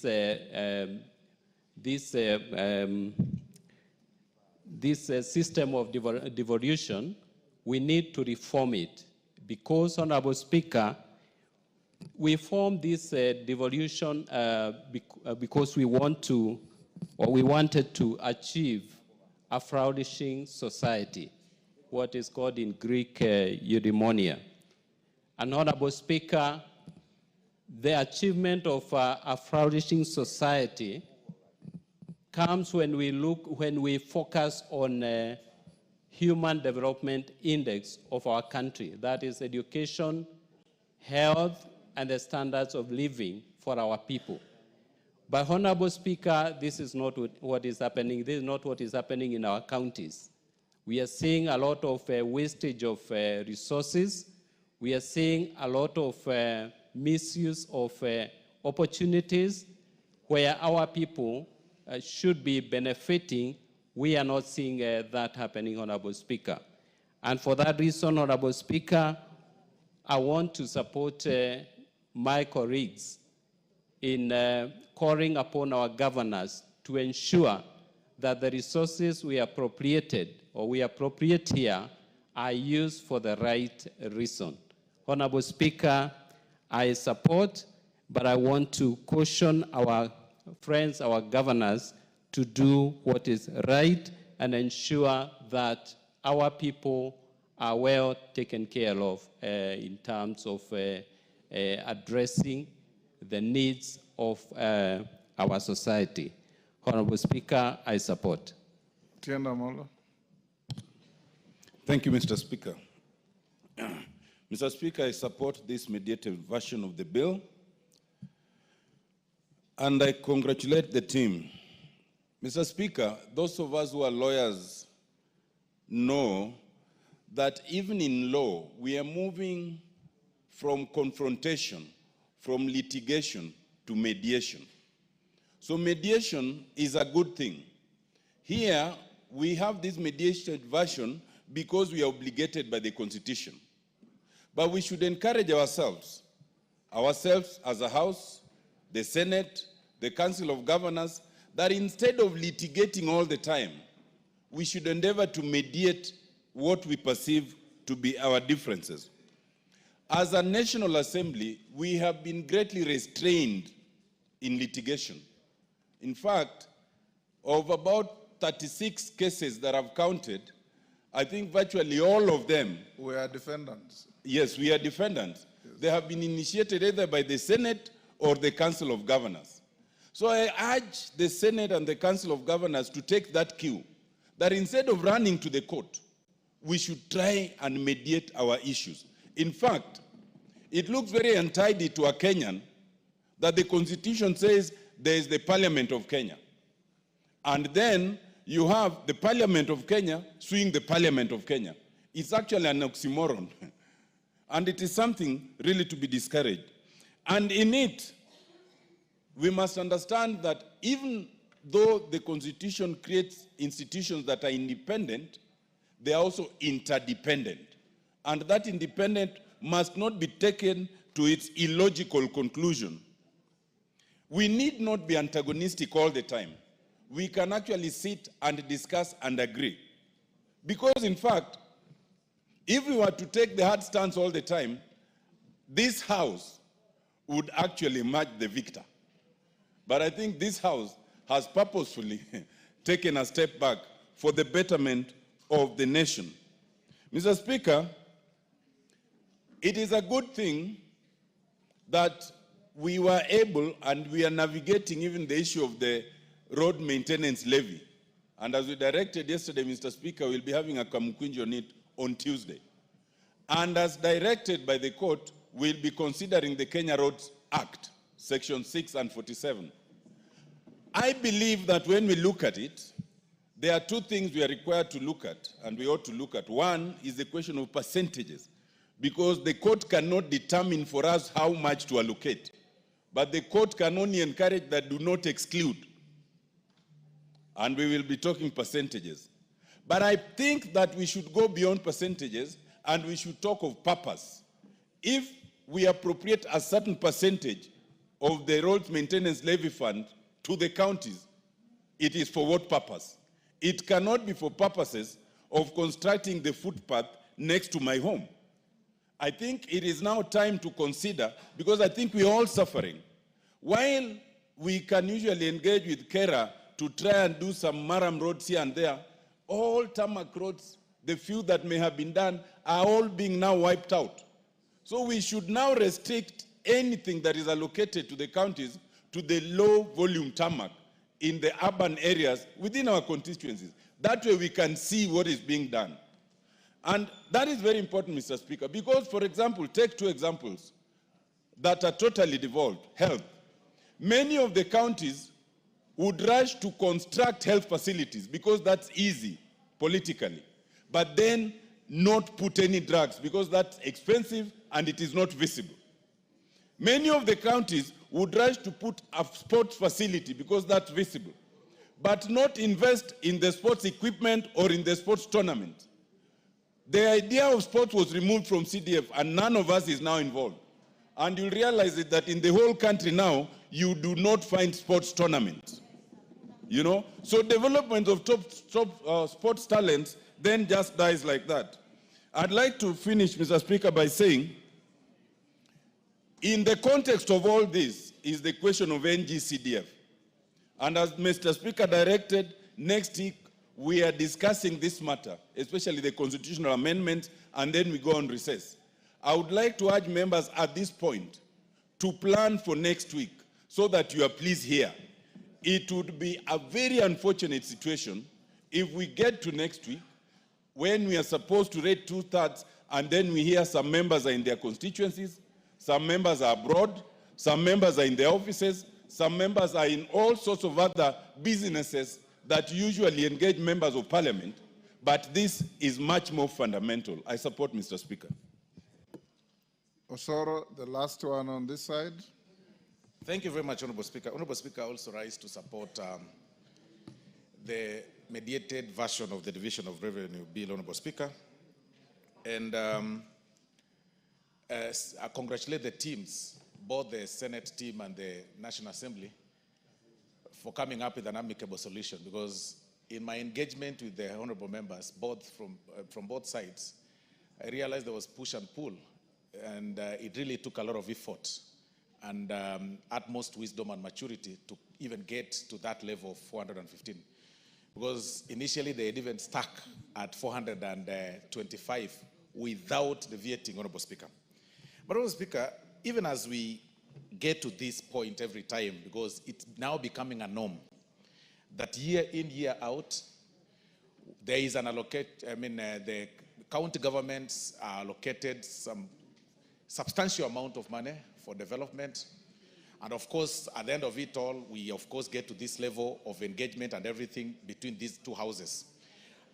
With the way the Senate defends, Honorable Speaker, with the way the Senate defends this allocation or the division of revenue bill, and even the way they push for higher allocation to the counties, I wish the same vigor was used to follow the money and see what it does in the counties, Honorable Speaker. Because it is very unfortunate, extremely unfortunate, and we really must remind them every time that over 10 years post devolution, Honorable Speaker, we really haven't reached to the level where the drafters of the Constitution envisioned us to reach, Honorable Speaker. And you'll always see, members of Parliament are still being approached to do and work for the people on the issues, Honorable Speaker, that are supposed to be handled by the county government. Because unless utmost civic education is done to the members of the public to get to know what members of the National Assembly are supposed to do under Article 95 and 96, and what the county governors are supposed to do. Because sometimes, Honorable Speaker, we are approached by people whenever we visit our constituencies, asked about water, asked about the hospitals, asked about feeder roads. We asked about everything. And when we tell them, Honorable Speaker, that this is supposed to be done by the county governments or the governors, we are told, we are the ones, you are the one we elected. We do not know this governor. We do not know this MCA. You are the one who want to do this and this and this. And sometimes it really becomes a bit of a challenge. But even more important, Honorable Speaker, there has been a pro rata growth or, gradual growth of this allocation from 370, we go to about 380, 385 all through. Now we are at 415. Honorable Speaker, where does this money go to? Where does it go to? We know it gets to the counties, but what does it do? Honorable Speaker, move around the counties across the country. You know their roles. You know what they're supposed to do. It's about the ECD classrooms. You will see challenges. It's about, when you talk about the feeder roads, you will see challenges. In fact, Honorable Speaker, yesterday I was engaging one senator who was in the mediation team, Honorable Speaker. And he confided in me by telling me, Honorable Speaker, that even after pushing for this allocation, we know that out of about 447 governors, it's about 3 of them who are working. Then I asked him then, why then were you pushing for 430? He said, they were just enriching them. It is quite sad. Honorable Speaker, nowadays what this money is used for will surprise you. It's only meant to create a group of people, who are on pay a year every month that move around with the governors, Honorable Speaker, to funerals or to public functions as cheer squads, and they move. You'll actually notice even the standing position is the same. They move from this area. When the governor moves to this side, they go with them. When they move to a church, they go with them. When they move to the funeral, they go with them. And their work is just one. Their job description is one. Cheer us whenever we stand to speak so that everybody will think we are popular. This is a sad reality that counties are not doing what is supposed to be done. Most of these things, Honorable Speaker, that the draft of the Constitution envisioned that the money that will get closer to people will have decentralized all the funds, and the responsibilities will be limited to that area so that the concentrated area of development will be within that jurisdiction. Honorable Speaker, this thing is not happening. Roads are pathetic. When you saw them the other day, Honorable Speaker, engaging us over the RMLF, and we had a meeting which yours truly, you sent us, Honorable Speaker, to engage them the other time. We took 4 hours, Honorable Speaker, to debate about 10 billion shillings. We took 4 hours, and we couldn't agree. In fact, they go to a point of saying, you guys, if you do not want to, we'll even close. They threatened us of closing down the counties and down the tools. And we told them, we will not feel your effect. Even when you're operating, we don't feel you. So closing down still, it's inconsequential. And that is why we are promoting the culture of goonism by sending a lot of money just to create goons from this corner to this corner. And I've always said, and I'll still repeat, Honorable Speaker, that you will see when you move around the country, you will see what NGAF does, you will see what NGCDF does. all over in the public eye. You will see thanks by the gracious ladies from this house all over being distributed. You will see them doing a lot of bursaries with a meager amount of money, Honorable Speaker, about 40-something million. But Honorable Speaker, in the billions that the county governments get, you will need a microscope to identify one thing, just one thing, that this county has done this county has done this county has done this. All you see, Honorable Speaker, is a group of people moving around with a convoy of 30, 40 vehicles to one function. And I've always said this, one carrying a podium, another one carrying a chair, another one carrying a carpet, another one carrying a toilet, another one carrying I don't know what. And when they go there, all they want to hear about a queue of all long people saying, oh, Your Excellency, calling. How do you call excellencies? People don't work. They are doing nothing. Stop calling them excellencies. Honorable Speaker, we need to empower the county assemblies. It's about time we rethink how we can be able to empower the county assemblies so that we have a replica of what we have, and they enjoy autonomy of having perhaps ward development funds, so that other than enriching one person who is in charge, that you have to be who is creating a demigod of themselves, within themselves, that if they disagree with you, they'll mess up with your life. You'll not even sleep in your house. They'll send you goons. It is becoming very sad. And even the Senate, we want to tell the Senate, Honorable Speaker. We want to tell the Senate, I don't know what the Honorable Tiana Volo is saying, but we also want to inform the Senate, please do your work. Your work is to oversight the county governments. What place do you have inviting on matters national security, inviting a minister, inviting so and so for theatrics, yet you cannot reprimand them, you cannot impeach, you cannot invoke an impeachment motion, you can do nothing. What is your interest? Do your work. Your work is to oversight county governments. And if you really have to care about security of the Kenyans across, then invite Kanjo to your places of in your house, and then ask them, why do you use rungus moving around and everything? Because that is where that is your work.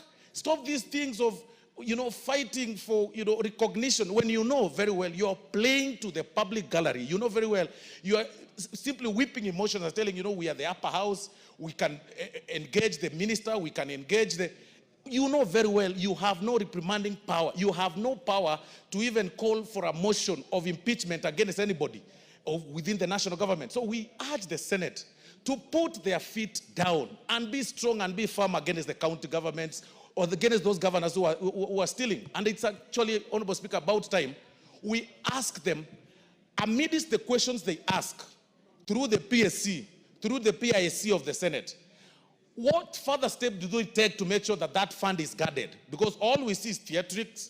A governor comes, sometimes they answer questions their way, and they are told, just go, it's played all over on TV and everywhere, and it then ends there. Honorable Speaker, it is very, very sad. Kenyans are losing a lot of money.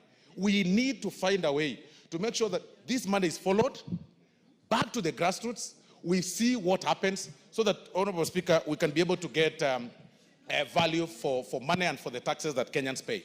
With those many remarks, Honorable Speaker, I still support the 415, but I wish it was reduced to 200. Thank you very much, Honorable Speaker. Oundo, you're the last on this side. Thank you, Honorable Speaker. Honorable Speaker, let me also join my colleagues in supporting. Okay, Oundo, share your 5 minutes with Kainan. I'll do 2 minutes. I'll do 3 minutes and then give him 2. Thank you, Honorable Speaker. I said 3-3. Oh, fine. Honorable Speaker, let me also join my colleagues in supporting the allocation of 415 billion to the counties with a lot of reservations. I do not want to echo what my colleagues have said, but the intention of devolution was indeed to have successful development in all parts of this country. During the 1980s, we had so many issues about balanced development. We expected devolution, now almost in the 15th year, to have changed the rural landscape considerably. Honorable Speaker, as we stand today, many of the places in this country have not seen or appreciated the effects or the impact of devolution. As we stand here today, Honorable Speaker, yes, there are a few billionaires that have been created in counties, but many other people are wallowing in poverty, are wallowing in depression, are wallowing in very many challenges, Honorable Speaker. Medical is a very major issue, Honorable Speaker. We request that as we move forward, we call upon the Senate that the biggest letdown in the war of, in issues of devolution. You are a senior member. Those you have served as your colleagues. Probably find the time one of these days, invite them for a cup of tea, and tell them the missing link in the improved performance of county governments is essentially the Senate. With those very few remarks, Honorable Speaker, I support. Kainan. Speaker, I will reluctantly contribute because I know some of us are on retainers here. Mr. Speaker, some of us are on retainers. Mr. Speaker, we have been around. Order, Honorable Kainan. Either you contribute or you don't. I did not mention anybody. I said some of us are on retainers here, and if you want, I will mention.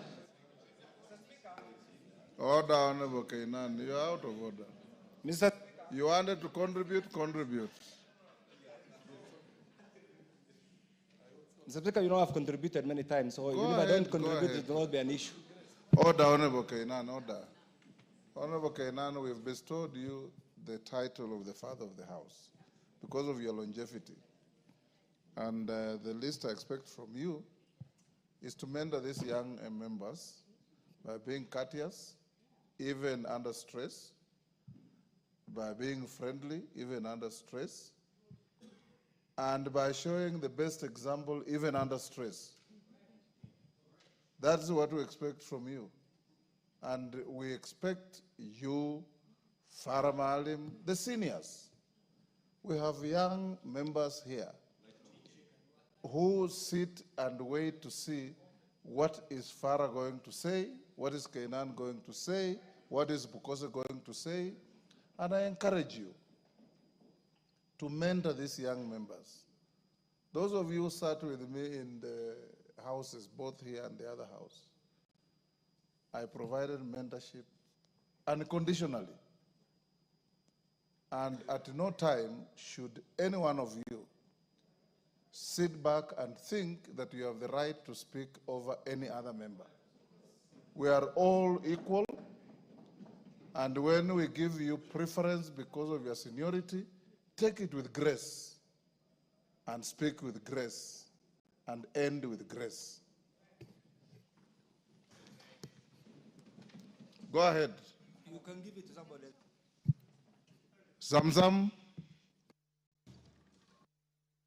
Asante sana Mheshimiwa Spika kwa fursa hii adhimu. Na mimi pia nilikuwa mmoja katika wale wanakamati ambao tulikuwa tunafanya maelewano katika bill hii ambayo ilikuwa imeletwa katika hii bunge. Mheshimiwa Spika, Mheshimiwa Spika, mimi kwanza nataka nichukue fursa hii niweze kupongeza kamati andalizi ambaye imefanya mikakati. Ilikuwa si rahisi, tuliweza kuwa na sintofahamu hapa na pale, lakini mwisho tukaweza kuafikiana Mheshimiwa Spika. Na ugatuzi katika taifa hili Mheshimiwa Spika ulikuja ili kuweza kufikisha huduma kwa wananchi wa chini Mheshimiwa Spika. Na maana ya hii kamati ilikuwa ni kuweza kuangalia kuwa ugavi wa rasilimali katika baina ya serikali kuu na serikali za ugatuzi zinaweza kuangaliwa vizuri Mheshimiwa Spika. Mheshimiwa Spika, mimi nataka niseme hivi. Kwa sasa serikali za ugatuzi ama county governments tumewapa ongezeko katika mgao wenu. Ile kitu naomba kama mama county ama mmoja katika wale wa kamati, muhakikishe kuwa huduma zinafikia wananchi. Na hasa katika matibabu na hospitali zetu Mheshimiwa Spika, unapata mgonjwa ameingia hospitali Mheshimiwa Spika katika ICU, mgonjwa anakufa kwa sababu ile mashini wanasema imezimika ama wanasema kuwa haifanyi kazi. Na mimi nataka nizungumze hasa nikiweza kuzungumza katika kaunti yangu, niweze kusema kama mama kaunti nimejibidisha kuhakikisha muongezeko umekuja katika kaunti ya Mombasa na kaunti zingine za Kenya Mheshimiwa Spika. Kwa hiyo kitu ambacho nahitaji kutoka kwa magavana ni kuhakikisha kuwa huduma na hata zile barabara, manake kutoka 405 billion tumeweza kusukuma, tumefika 415 billion, na kisha kuna bilioni 55 ile ambayo ilikuwa upande wa barabara, kuna bilioni 10 ambayo ni equalization fund. Hizi pesa zote katika zile ambazo walikuwa wametaka bilioni 450 hata zimeongezeka, zimefika kama bilioni 485. Kwa hiyo kitu ambacho tunataka county government, muhakikishe kuwa huduma, madawa yawe ndani ya hospitali. Hatutaki kuona mgonjwa anaingia, mama anajifungua, mtoto analipishwa, mama analipishwa, inakuwa ni wizi, Mheshimiwa Spika, ama ni dhulma. Hatutaki kuona kuwa wagonjwa wanaingia hospitali hakuna madawa, wakati ambapo juzi na jana tumeona mkutano pale walipokuwa na KEMSA, imebainika kuwa 90 billion imepotea kwa sababu madawa zili expire, Mheshimiwa Spika, na Wakenya wanakosa madawa katika hospitali, Mheshimiwa Spika. Mheshimiwa Spika, ukiangalia barabara zile zinazojengwa kule mashinani, Mheshimiwa Spika, unapata barabara zinawekwa patches, vinawekwa vitambara, barabara haijengwi vizuri kwa sababu kuna mtu amekaa mahali anajua nitajenga barabara vibaya, kesho na kesho kutwa pesa zingine zitakuja, nitazidi kuweka viraka, Mheshimiwa Spika. Mheshimiwa Spika, kaunti zetu hizi tumekuwa tukipoteza pesa nyingi sana, na Wakenya wanaangalia. Tuna vijana, tuna kina mama ambao wanaangalia huduma gani na kuja mashinani. Na kama alivyosema ndugu yangu Osoro, Mheshimiwa Spika, kina mama 47, licha ya kuwa tunapata mgao mdogo sana, milioni kama Mombasa milioni 46, lakini juzi mmeona nikiempower mpaka bodaboda, nimewapa bodaboda 40, Mheshimiwa Spika. Hiyo pesa kidogo, vijana wanafurahi. Ukiangalia kina mama wanapata pesa ya kuwezesha kufanya biashara. Mimi naomba counties muna pesa ya kuweza kupatia vijana na kina mama ambayo inaitwa revolving fund. Hizi pesa nyingi hazifiki mashinani, Mheshimiwa Spika. Huu ni mwaka wa 3 tukiangalia, na kina mama wanataka biashara, kina vijana wanataka kufanya biashara, wanafanya. Serikali ya taifa inaweza kulemezwa kila wakati. Rais analaumiwa wakati kuna viongozi ambao wamepewa nafasi yao kuweza kufanya kazi na hawafanyi kazi. Mimi nataka niseme hizi pesa tumewapa, tunataka mjenge ECD classes. Kuna wengine tuliona hata Senator alifanya oversight, akatoa ripoti yake, Mheshimiwa Spika, imebainisha kuwa kuna wakati shule inaandikwa kuwa imejengwa na milioni 100, ukiingia ground hakuna skuli, Mheshimiwa Spika. Na mimi nataka kuambia governors, zile kesi mmetupelekea kule kotini, kesi nyingi sisi tumekuwa defendants kila siku, wakati ambapo nyinyi wenyewe mmezembea kazini. Tumewapa pesa kwa sababu tumeheshimu kauli ya baba yetu Raila Amolo Odinga akisema ugatuzi uweze kuimarishwa. Tumeheshimu, nimekuwa mmoja katika wale ambao tumewapa hizi pesa, na sisi tunataka muonyeshe heshima kwa mzee Raila Amolo Odinga kuwa pesa mmepata na kazi mnafanya, sio wizi ndani ya counties, Mheshimiwa Spika. Kwa hiyo namalizia nikisema ugatuzi unaheshimika, pesa tumewapa, na nyinyi pia muheshimu bunge hili, msiwe watu wa kuingilia mambo ya ngaf, kuingilia mambo ya NGCDF, mnakuwa na tamaa ya hapa na pale. Na senators, nyinyi mmekuwa kama oversighters wa kule county. Acheni kupewa vipeni vidogo vidogo, mkija mnataka kulemeza kila kitu katika taifa mkitetea counties. Counties tumewapa pesa, kwa hiyo wafanye kazi, tutataka kuona kazi yao. Asante sana, Mheshimiwa Spika. Yes, mover.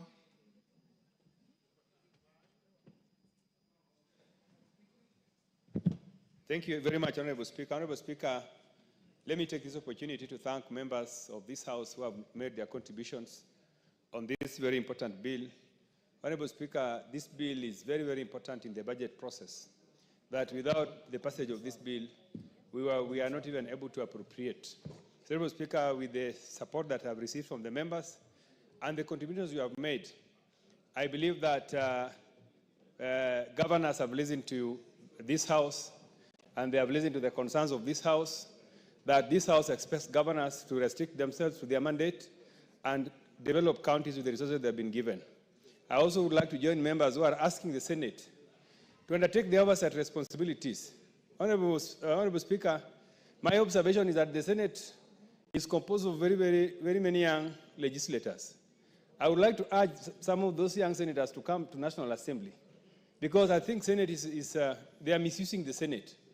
The things they are doing in the Senate, they should come and do them here in the National Assembly. Honorable Speaker, with those many remarks, I beg to reply. Order, David, take your seat. Honorable members, I'll now put the question at order number 13, which is that pursuant to the provisions of Article 113(2) of the Constitution and Standing Order 153, this House adopts the report of the Mediation Committee on the Division of Revenue Bill, National Assembly Bill number 10 of 2025, laid on the table of the House on Wednesday, 18th June 2025, and approves the mediated version of the Division of Revenue Bill, National Assembly Bill number 10 of 2025. As members of that opinion say aye. Aye. Will those of the contrary opinion say nay? The ayes have it. Next order. At order number 14, honorable members, on the request of the majority leader and agreement of the chair budget and approval of the speaker, we'll go to committee on appropriation bill and stay equalization fund appropriation bill to a later date, maybe next week. Next order. Order number 14, Committee of the Whole House.